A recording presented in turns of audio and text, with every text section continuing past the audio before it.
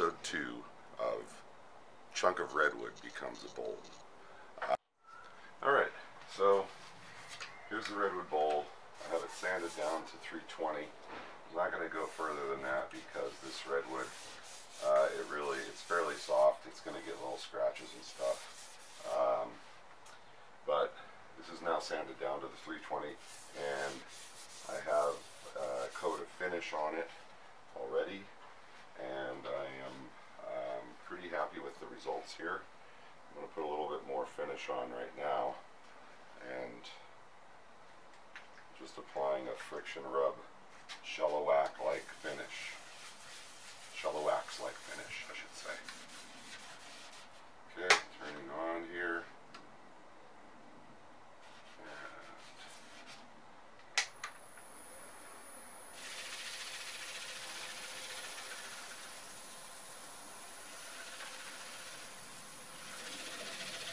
And even though I'm finishing, I have my safety gear on.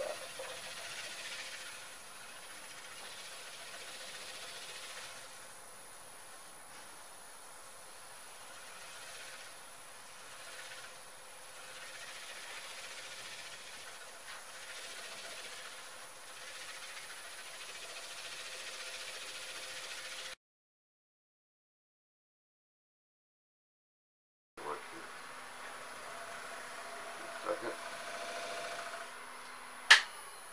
Okay. Oh yeah. That looks real nice. It's got some fire in it right there, you can see. Pretty grain and a nice shape. And I like that it's a little wobbly. It gives it a primitive sort of rustic feel. I didn't true up the outside. One of my subscribers had asked why I didn't re-true the outside, and I actually like some of these, especially these rustic redwood and rustic just logs that I find around, on the side of the road, or a friend calls me up and says they're cutting a tree or whatever. Sometimes I really like to allow them to dry naturally and distort, and you get some interesting shapes, and you get oftentimes you get a bowl that looks a little more hand carved and a little more rustic. So anyway, let me pop this off of here, and let's see what we have.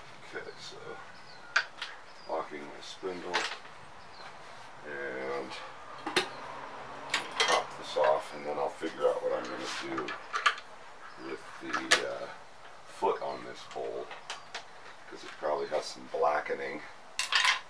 Oftentimes the redwood will get some blackening here, so what I'm probably going to try doing, I'm going to see if my vacuum chuck is small enough to fit in here and still get a suction, and if it's not, then I'm going to figure out a little jam chuck, and I'll turn off the foot on this bowl. I have a little bit of room still here, so I'll show you that process.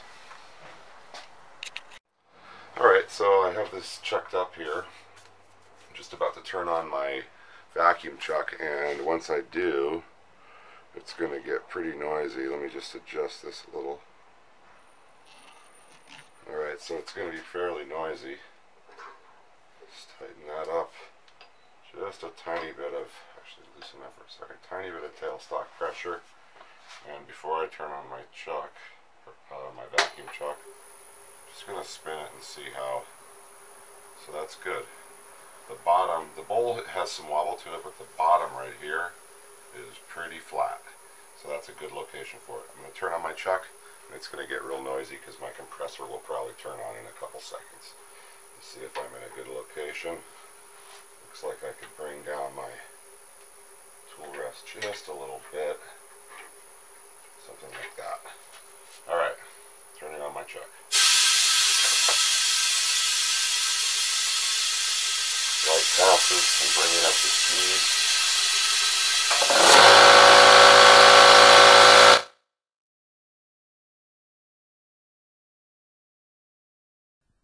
Okay, so I'm just using my bowl gouge, which is has a bottom feeder type shape on it, to trim away the remaining foot on this bowl and get rid of the mortise that I had created. and make more of a flat bottom bowl, which in the past I haven't done much of this because generally I do fairly shallow feet and didn't have a vacuum chuck system, so this is leading me in a new direction.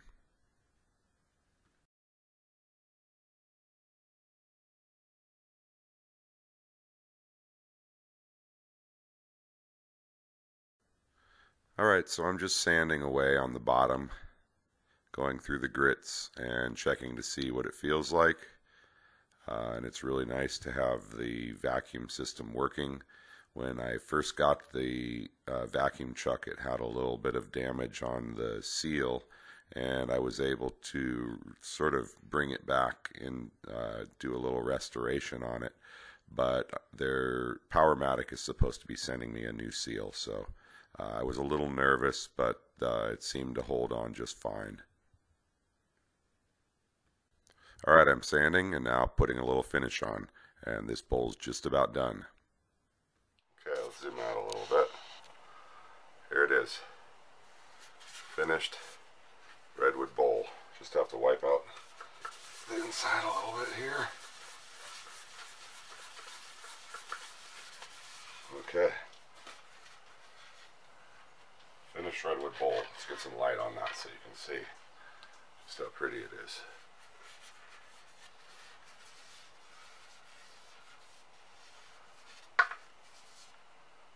There you go. I'll post a few stills of this. But it came out real nice. It turned out to be 10 3/4 by 6 3/4.